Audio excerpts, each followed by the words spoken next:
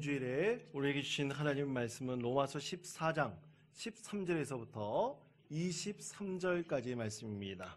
로마서 14장 13절에서부터 23절까지의 말씀, 신약성경 259면입니다. 자, 이 말씀을 제가 봉독하겠습니다. 그런즉 우리가 다시는 서로 비판하지 말고 도리어 부딪힐 것이나 거칠 것을 형제 앞에 두지 아니하도록 주의하라. 내가 주 예수 안에서 알고 확신하노니 무엇이든지 스스로 속된 것이 없으되 다만 속되게 여기는 그 사람에게는 속되니라. 만일 음식으로 말미암아 내 형제가 근심하게 되면 이는 내가 사랑으로 행하지 아니함이라. 그리스도께서 대신하여 죽으신 형제를 내 음식으로 망하게 하지 말라. 그러므로 너희의 선한 것이 비방을 받지 않게 하라. 하나님의 나라는 먹는 것과 마시는 것이 아니요 오직 성령 안에 있는 의와 평강과 희락이라. 이로써 그리스도를 섬기는 자는 하나님을 기쁘시게 하며 사람에게도 칭찬을 받느니라. 그러므로 우리가 화평의 일과 서로 덕을 세우는 일을 힘쓰나니 음식으로 말미암아 하나님의 사업을 무너지게 하지 말라. 만물이 다 깨끗하되 거리낌으로 먹는 사람에게는 악한 것이라. 고기도 먹지 아니하고 포도주도 마시지 아니하고 무엇이든지 내 형제로 거리끼게 하는 일을 아니함이 아름다우니라. 내게 있는 믿음을 하나님 앞에도 스스로 가지고 있으라. 자기가 옳다 하는 바로 자기를 정죄하지 아니하는 자는 복이 있도다. 의심하고 먹는 자는 정죄되었나니 이는 믿음을 따라 하지 아니하였기 때문이라. 믿음을 따라 하지 아니하는 것은 다 죄니라. 아멘. 여러분, 마스크를 쓰고 있으니까 여러분 다 똑같이 생기셨네요. 예. 저도 여태까지 50여 년 동안 신앙생활하면서 마스크 쓰고 예배드려보기 처음입니다. 여러분 살다 보면 참 희한하고 좀 놀라운 일도 참 많이 있죠. 예. 그런데 마스크 썼는데 여러분 이마에는 다 똑같은 것 같아요. 근심, 걱정이라는 단어가 쓰여 있는 것 같습니다. 여러분, 우리가 근심과 걱정 갖는 것도 당연합니다. 갑자기 556명 정도나 되는, 오늘 아침에 보니까 또 556명이나 되는 확진자들이 생겨났다 그러더라고요. 또 이제 속초와 또 춘천 가까운 지역에 또 환자들이 발생했다는 소리가 참 우리를 참 낭망하게 하고 또 근심과 걱정에 쌓이게 합니다. 참 그럴 때일수록 우리가 정부를 믿고 의지하면서 또 하나님 나라의 소망을 가지고 우리 함께 기도해야 될 줄 압니다. 여러분 들어오실 때 입구에서 기도문을 나눠드렸는데 혹시 받으셨습니까? 예, 그 기도문 받으시고 각자의 삶의 처소에서 꼭 기도해 주셨으면 좋겠습니다. 여러분 기도하는 것이 바로 그리스도인의 의무, 본분이라고 생각을 합니다. 이런 불안한 시대에, 어려움의 시대에 우리 함께 합심하여 하나님의 선을 이뤄갈 수 있는 우리 원통장로교회 성도들 되시기를 간절히 축원드립니다. 예. 아멘. 예. 침 안 튀니까 괜찮습니다. 여러분 마스크 쓰고 하시니까. 야, 그런데 이런 불안이나 사건 또 여러 가지 불안의 요소들이 자꾸만 있을 때마다 우리 마음 속에는 참 그래도 이 불안이 사실 있긴 있지만 이때 우리 마음을 더 힘들게 하는 것이 있어요. 그것이 뭐냐면 유언비어나 잘못된 소문들입니다. 저도 이제 우리 교회에서 보건소에서 근무하시는 집사님과 긴밀히 통화하면서 우리 교회가 어떻게 대처했으면 좋을까, 우리 당의원들과 함께 어제 함께 나누면서 참 많이 걱정했던 것 중에 하나가 이 잘못된 소문이에요. 유언비어입니다. 이 잘못된 소문이나 유언비어가 어떤 사람을 통해서 확산되다 보면 정확한 정보를 알 수가 없어요. 정확한 정보를 알아야지 정확하게 대처를 할 수가 있는 겁니다. 이 정확한 정보를 알 수 없으면 대처를 하지 못하고 또 그것으로 인해서 여러 가지 잘못된 결과가 나타날 수가 있는 것이죠. 근데 여러분 이런 유언비어, 이 잘못된 소문이 자꾸만 나아지다 보면 우리 마음이 진짜 불안해지고 이 마음을 주체할 수가 없게 됩니다. 마음을 어디 가만 둘 수가 없게 되는 그 현상이 또 나타날 수가 있어요. 여러분, 공사다망이라는 사자성어가 있습니다. 공사다망이라는 말, 여러분, 이 맨 마지막에는 망자라는 말이 바쁠 망자입니다. 이 바쁠 망자, 이 공사다망이라는 뜻은 공적인 일이나 사적인 일 때문에 마음이 분주한 것을 말하는데, 이 마지막에 망자가 이 마음 심자하고 망할 망자를 합친 말입니다. 그러니까 망할 망자, 사라져 버린다는 거예요. 마음이 사라져 버린다는 겁니다. 마음을 잃어버리는 것이 바로 주체할 수 없는 것을 말하는 것이죠. 또 이 바쁠 망자와 비슷한 잊을 망자라는 한자어도 있어요. 잊을 망자를 보면 이 마음이 이 망할 망자를 갖추고 있는 형국이거든요. 그게 바로 잊어버리거나 건망증, 이런 것들을 말하고 있습니다. 사람들의 마음이 참으로 분주하고 바쁘고 어떤 일을 당하다 보면요, 주체할 수 없게 되고 결국에는 마음을 잃어버리고 잊어버리게 되는 그런 현상이 나올 수도 있습니다. 여러분, 우리 안에 이렇게 마음이 잃어버리고 또 잊어버리게 되고 주체할 수 없게 되면 우리 안에서 급격하게 사라지는 것이 있습니다. 그 사라지는 것이 뭘까요? 여러분, 그것이 바로 화평입니다. 평안입니다. 그리고 다른 말로 화목입니다. 그래서 여러분, 화평, 평안, 이 화목은 우리가 잃어버리지 않으려고 우리가 다 마음에서 붙들고 있는 겁니다. 그것이 바로 중용이죠. 다시 말해 정중동해서 우리 마음이 절대로 흔들리지 않도록 평안 가운데 어떤 주체할 수 없는 일이 있다 할지라도 다 붙들고 있어서 흔들리지 않도록 하는 것이 바로 평안, 화평, 그리고 화목인 것입니다. 그래서 우리 모든 사람들은 이 평안과 화평, 또 특히 우리 그리스도인들은 이 평안과 화평을 맺기 위해서 무던히 애를 쓰고 있습니다. 그런데 만약 이것이 없는 사람들은 병원을 찾아가기도 해요. 그래서 병원에서 참 치유받기를 원하기도 합니다. 어떤 사람들은 주체할 수 없는 마음이 있으면 상담을 받으면서 치료를 받으려고 해요. 이 새로운 마음을 갖기를 원하기 때문인 것입니다. 그러나 이렇게 정중동하지 못하고 마음에 주체할 수 없는 일들이 막 일어날 때 우리 주님께서는 이렇게 갈등하고 있는 그리스도인들에게 하시는 우리 예수님의 말씀이 있습니다. 여러분, 요한복음 14장 27절의 말씀입니다. 이 말씀을 우리 다 같이 읽겠습니다. 평안을 너희에게 끼치더니 곧 나의 평안을 너희에게 주노라. 내가 너희에게 주는 것은 세상에 주는 것과 같이 아니하니라. 너희는 마음에 근심하지도 말고 두려워하지도 말라. 아멘. 자, 그렇습니다. 예수님께서 평안을 주신다고 말씀을 하셨습니다. 자, 왜 예수님께서 평안을 주신다고 말씀하셨을까요? 평안이 없다면 우리 온전한 믿음 안에서 살 수가 없기 때문입니다. 부담과 두려움을 낳는 이 세상의 죄악된 현상 가운데 여러분, 결코 승리하며 살 수 없기 때문입니다. 그렇기 때문에 여러분, 오직 이 참된 평안을 주실 수 있는 분은 오직 예수 그리스도, 그 한 분뿐이심을 여러분 꼭 믿으시기를 바랍니다. 근데 여러분, 우리가 평안을 예수 그리스도를 통해서 얻기를 원하는데 이것이 자꾸만 얻지 못하게 하는 요인들이 있어요. 세상 가운데서 이 사회, 문화, 정치, 교육, 종교, 또 심리, 그 모든 분야에서 우리가 이 평안을 얻지 못하게 하는 요소들이 작용을 하는데요.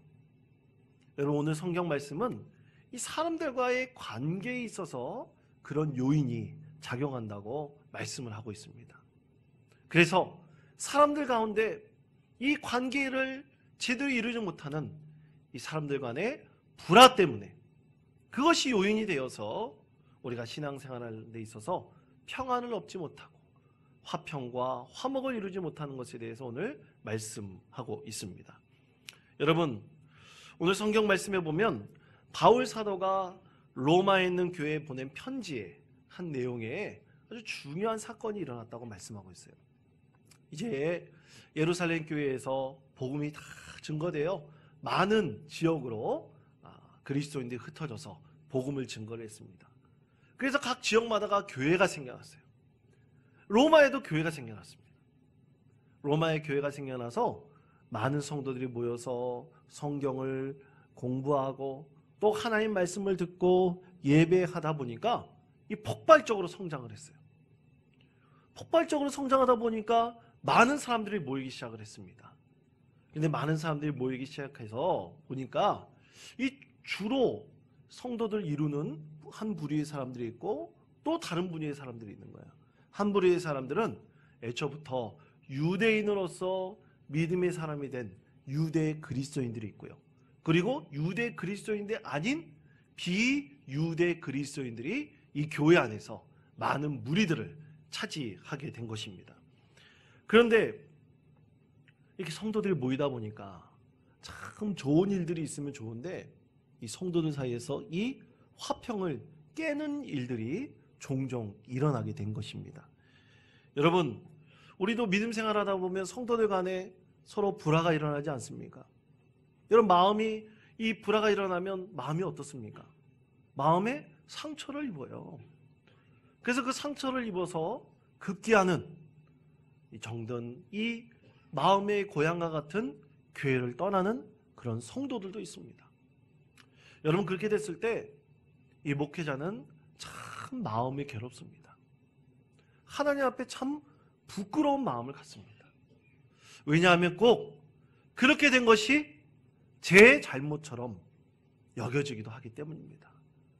목회자가 성도들을 잘 양육하고 훈련하고 가르치지 못해서 그 성도에게 큰 상처를 주었구나, 아픔을 주었구나 하는 그런 마음이 들기도 하기 때문인 것입니다. 여러분, 그것이 보면 하나님 앞에 참으로 부끄러운 것처럼 느껴질 때도 있는 것입니다.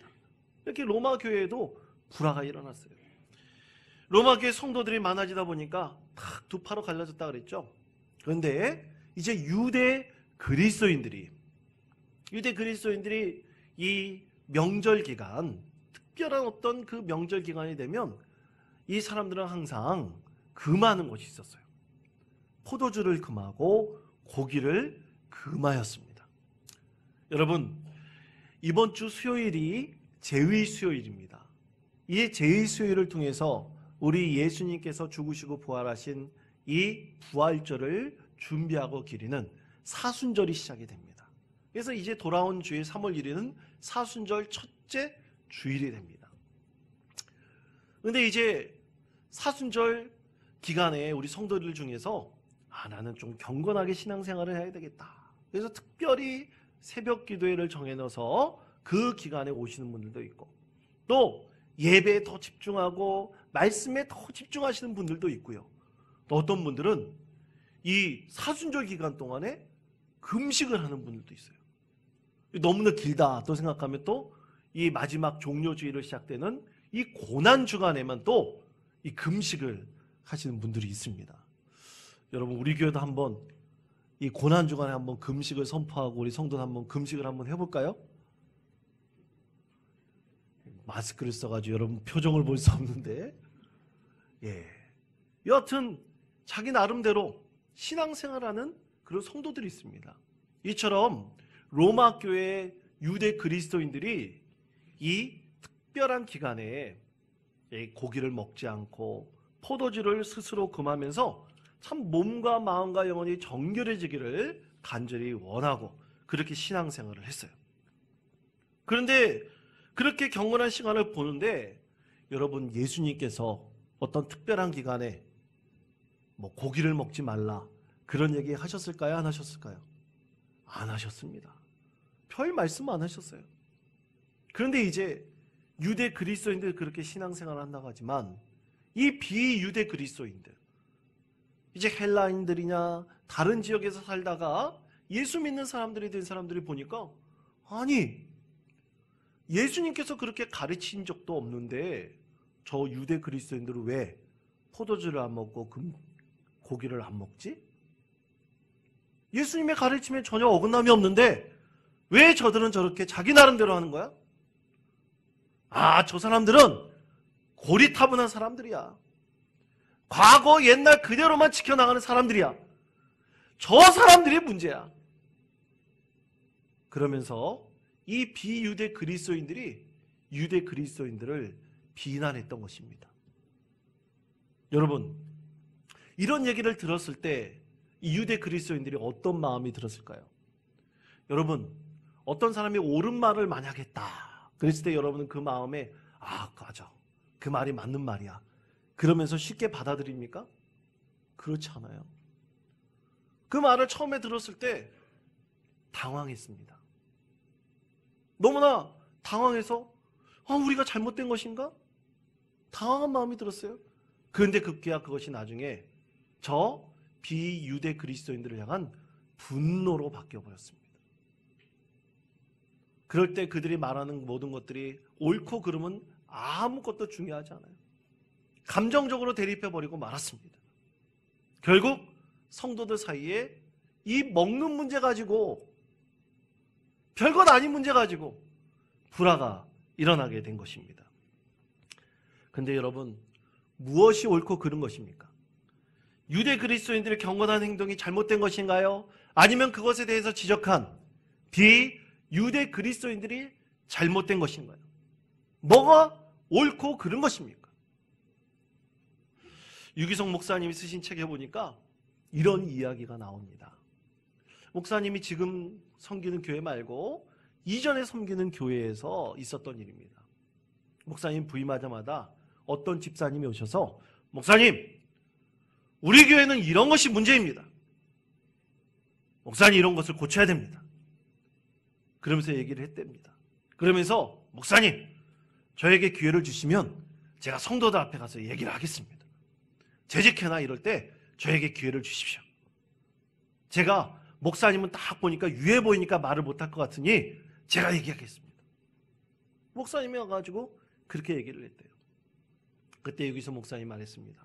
집사님, 그건 안 됩니다. 이건 완전한 미혹입니다. 그렇게 하면 집사님도 상처받게 되고 결국 마귀가 교회에서 춤을 추게 됩니다. 그래서 끝까지 목사님은 허락하지 않았다고 합니다. 결국 이 집사님이 교회를 떠나는 아픔을 겪게 되었다고 고백을 했습니다. 그런데 여러분, 그것을 말한 집사님의 얘기가 틀린 얘기일까요? 아닙니다. 맞는 얘기가 90% 이상일 거예요. 옳은 얘기들이 다 대부분일 것입니다. 그러나 여러분, 우리가 꼭 명심해야 될 것이 있습니다. 우리가 옳은 일을 행하고 처리한다면 반드시 예수님께서 하시는 방법대로 해야 된다는 것입니다. 여러분, 모든 것이 옳은 것이라고 다 교회에 유익이 되는 것이 아닙니다. 반드시 예수님께서 하시는 방법대로 우리는 행해야 됩니다. 그럼 예수님께서 하시는 방법이 무엇이냐? 여러분, 그것이 바로 평안입니다. 화평입니다. 그것이 바로 화목입니다. 이것이 바로 예수님의 방법입니다. 여러분, 우리 교단뿐만 아니라 한국교회에서 존경받으셨던 고 한경직 목사님, 여러분, 한국교회 영락교회라면 세계를 대표하는 교회입니다. 그 교회를 수십 년 동안 목회하셨으니 참 대단한 목사님이시죠. 많은 분들에게 존경받는 그런 목사님이셨는데요. 여러분, 이 목사님이 한 번은 그런 얘기도 했습니다. 교회에 100명이 입이 있으면 100명의 입에서 다 다른 얘기가 나온다. 이 당회원들이, 여러분, 우리 교회는 시무장로님들이 4분 정도 계시지만 이 영락교회 같은 경우는 100단위가 넘어가요. 100명들이 함께 이 당회를 열어야 되는 거예요. 그럴 때 여러분, 모든 장로님들이 다 똑같이 의견이 합쳐질까요? 결코 그렇지가 않습니다. 이제 교회에서 중요한 것을 결정하고 교회의 사역을 위해서 함께 감당해야 되는데 뭐 크고 작은 일들이 잘 일어나는 겁니다. 한 번은 어떤 일을 정하는데 이 장로님들이 반대가 참 많은 거예요. 그때 목사님은 항상 이 당회를 이끌어 가신 데 있어서 원칙을 정하셨다고 합니다. 항상 이렇게 말하셨다고 합니다. 한 달 동안 기도하고 나중에 결정하십시다. 또 한 달 뒤에 문제가 되는 거예요. 그렇지만 이전보다는 좀 줄었습니다. 또 목사님이 얘기하셨습니다. 우리 당회원 모두 한 달 뒤에 기도하면서 하나님의 뜻을 구합시다. 또 한 달 뒤에 또 그렇게 기도하는 거예요. 또 한 달 뒤에 또 그렇게 기도하면서 결정을 구하는 겁니다. 그렇게 결정을 구했더니 기도하면서 구하였더니 시간은 오래 걸리더라도 또 완전히 장로님들 사이에서도 마음이 다 합쳐지지 않을지 몰라도 서로 만장일치가 되어서 그 일을 결정하고 이루었다는 것입니다. 그때 참으로 그 목표한 것이 화평을 이루고 평안 가운데 잘 이루어갔다고 합니다. 여러분, 그것입니다. 하나님께서 쓰시는 방법은 바로 화평이고 평안이고 화목의 것입니다. 여러분, 교회에서 모든 사역이 다 옳고 그름으로 따질 수 있는 것이 아닙니다. 우리가 하나님 뜻을 이룰 때 과연 이것을 하나님의 방법대로 이뤄가는 것이냐, 화평을 이루며 하나님의 뜻을 이뤄가는 것이냐, 이것이 중요한 문제입니다. 그렇기 때문에 여러분, 교회 공동체는 무엇을 하든지 반드시 하나님께서 이끌어달라고 기도해야 됩니다. 여전도의 모임을 갔던, 남성교회 모임을 갔던 항상 먼저 예배하고 기도함을 통해서 시작해야 되고 마무리할 때는 항상 모여서 합심하여 기도해야 됩니다.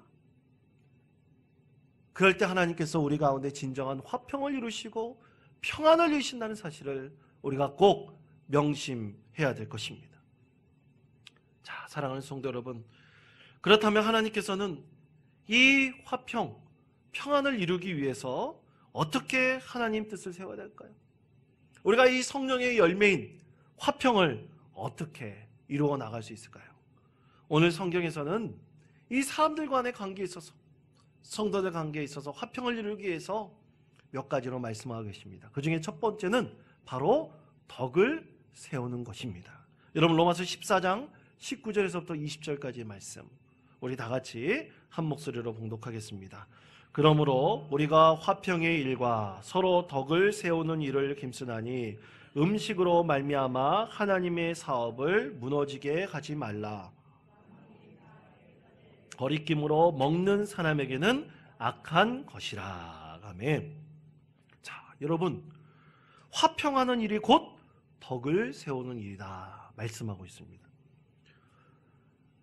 가장 먼저 우선시 돼야 되는 것, 옳고 그름을 따지는 것보다 교회의 덕을 세우는 것임을 오늘 우리에게 말씀하고 계십니다. 바울 사도는 하나님의 뜻을 받들어 이 로마 교회에 권면을 했습니다. 음식 문제 가지고 비난하지 말라고 권면했습니다. 음식 문제 가지고 그들이 경건 생활을 위해서 그들이 스스로 포도주를 금하고 고기를 먹지 않는다면 그것을 그냥 받아들여라. 또 포도주를 먹고 음식을 먹더라도, 고기를 먹더라도 그냥 받아들여라. 근데 가장 거기서 중요한 것은 뭐냐? 거리낌이 없어야 된다는 것입니다. 거리낌이 있으면 안 된다는 거예요. 이 두 가지 행동을 행할 때 있어서 우리가 하나님 앞에서 온전한 믿음을 지켜나갈 때 거리낌이 있으면 안 된다. 그 마음을 우리가 잊지 말 것을 말씀하고 있습니다. 여러분, 바로 이것입니다. 우리가 진정으로 교회의 덕을 세우는 것, 그러기 위해서 서로를 인정하고 하나님 보시기에 우리가 거리낌 없는 믿음의 행동을 행할 때 하나님께서 우리를 통해서 역사하여 주시고 은혜를 베풀어 주시는 것입니다. 제가 중보기도 사역을 감당할 때 제가 기도 사역을 감당하니까 어떤 집사님이 저에게 오셔서 그런 얘기를 하셨어요. 이 집사님이 새벽 기도에 대해서 물어보시더라고요. 목사님, 새벽 기도는 5시에 하는 것이 맞습니까? 6시에 하는 것이 맞습니까? 물어보시더라고요. 제가 섬기는 교회에서 5시에 하니까 5시에 하는 것이 맞죠. 그랬더니 나중에 집사님 하신 얘기가 자기하고 아주 친한 다른 교회에 성도가 있는데 그 교회는 6시에 새벽 기도를 드린대요. 그래서 두 사람이 새벽 기도는 6시에 드리는 것이 맞는지 5시에 드리는 것이 맞는지 서로 논쟁이 붙었다고 합니다. 그래서 6시가 맞다, 5시가 맞다, 그렇게 서로 대립이 되어서 이 불화가 일어났다고 합니다. 여러분, 새벽 기도는 5시에 드리는 것이 맞습니까? 6시에 드리는 것이 맞습니까? 여러분, 그러면 새벽 기도라는 말을 빼버리면 되잖아요. 5시 기도에, 6시 기도에 하면 되지 않습니까? 또 9시 기도에 하면 되잖아요. 정오 기도회라고 이름 붙이면 되지 않습니까? 그게 뭐가 중요합니까? 중요한 것은 우리가 하나님 앞에 거리낌이 없이 나와서 늘 하나님께 교제하고 경건한 기도의 시간을 갖는 것이 중요합니다. 어떤 성도는요, 그런 분이 있더라고요. 제가 오랫동안 신앙생활을 하면서 부교육자 생활을 하다 보니까 예전에 있던 어떤 교회에서는 어떤 성도님이 꼭 새벽기도 5분 전에 들어오세요. 그리고 목사님이 축도하면 쏜살같이 나가세요. 그러니까 목사님이 설교하고 축도하는 것만이 새벽기도로 이해가시는 분도 계시더라고요. 그러나 여러분, 새벽기도에는 새벽에 드리든 언제 드리든 하나님과 교제하는 것입니다. 기도하는 것입니다. 설교를 하든 안 하든 그것이 뭐가 중요합니까? 새벽 기도에 반주가 있든 없든 그것이 뭐가 중요합니까? 우리가 온전히 하나님 앞에 나와서 누가 나오든 안 나오든 개의치 않고 내 자신이 하나님 앞에 거리낌이 없이 진실한 마음으로 기도하는 것이 가장 중요한 것입니다. 여러분, 이렇게 하나님과 진실하게 교제하시며 교회의 덕을 온전히 세워나가시는 우리 원통장로교회 모든 성도님 되시기를 간절히 축원드립니다. 두 번째로는 정죄하지 않기를 말씀하고 있습니다. 로마서 14장 22절 말씀입니다. 제가 읽겠습니다. 내게 있는 믿음을 하나님 앞에서 스스로 가지고 있으라. 자기가 옳다 하는 바로 자기를 정죄하지 아니하는 자는 복이 있도다. 자기 말씀을 그 메시지 성경에서는 좀 더 이렇게 쉽게 번역합니다. 각자 자신과 하나님과의 관계를 가꾸어 나가되 여러분의 방식을 다른 사람에게 강요하지는 마십시오.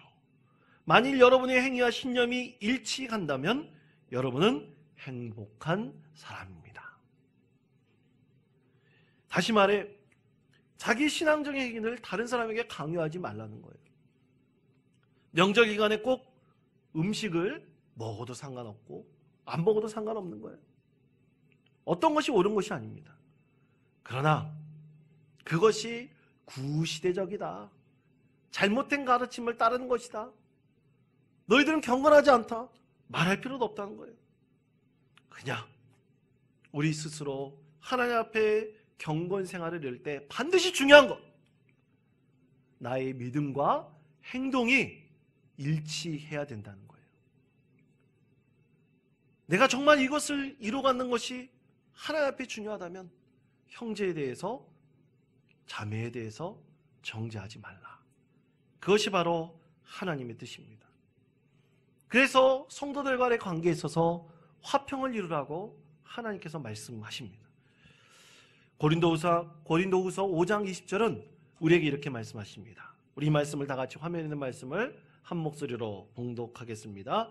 그러므로 우리가 그리스도를 대신하여 사신이 되어 하나님이 우리를 통하여 너희를 권면하시는 것 같이 그리스도를 대신하여 간청하노니 너희는 하나님과 화목하라. 아멘. 여러분, 이 모든 것보다 더 우선시돼야 될 것은 무엇이냐? 하나님과 화목하는 것임을 말씀하고 있습니다. 왜냐하면 우리 예수님께서 우리를 위해서 친히 화목 제물이 되셨기 때문입니다.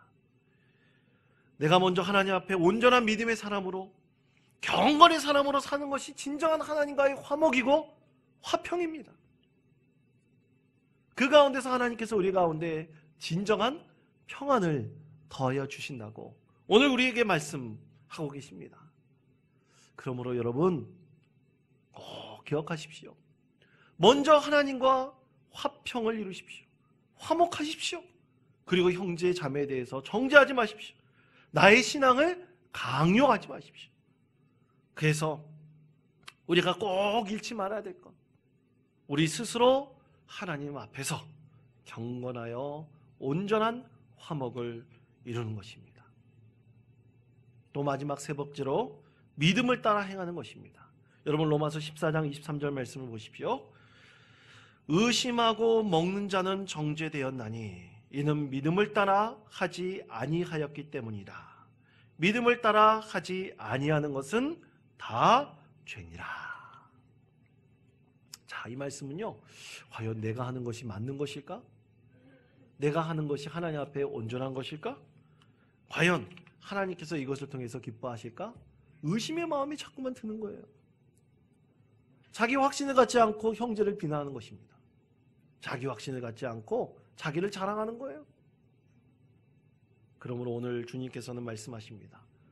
믿음의 확신을 가지고 오직 믿음을 따라 행할 것을 말씀하고 있습니다. 여러분 그렇습니다. 우리 그리스도인들은 하나님께서 주신 이 신앙의 양심의 법을 따라 살아야 됩니다. 신앙 안에서 믿음의 양심이 떳떳하면 그대로 행하면 됩니다. 만약 그것이 아니라 거리낌이 있다면 그것은 믿음에 따라 행하는 것이 아니라 그것이 바로 우리의 죄라는 것을 말씀하고 있습니다. 그러므로 사랑하는 성도 여러분, 우리 먼저 하나님과 화목하십시오. 그리고 성도들과 화평하십시오. 그 모든 것을 통해서 하나님께 영광을 올려드리십시오. 하나님께서 여러분에게 은혜를 베풀어 주시고 복을 더하여 주실 것입니다. 하나님께서 오늘 우리에게 마지막으로 이렇게 말씀하십니다. 고린도전서 10장 31절의 말씀입니다. 그런즉 너희가 먹든지 마시든지 무엇을 하든지 다 하나님의 영광을 위하여 하라. 아멘. 기도하겠습니다.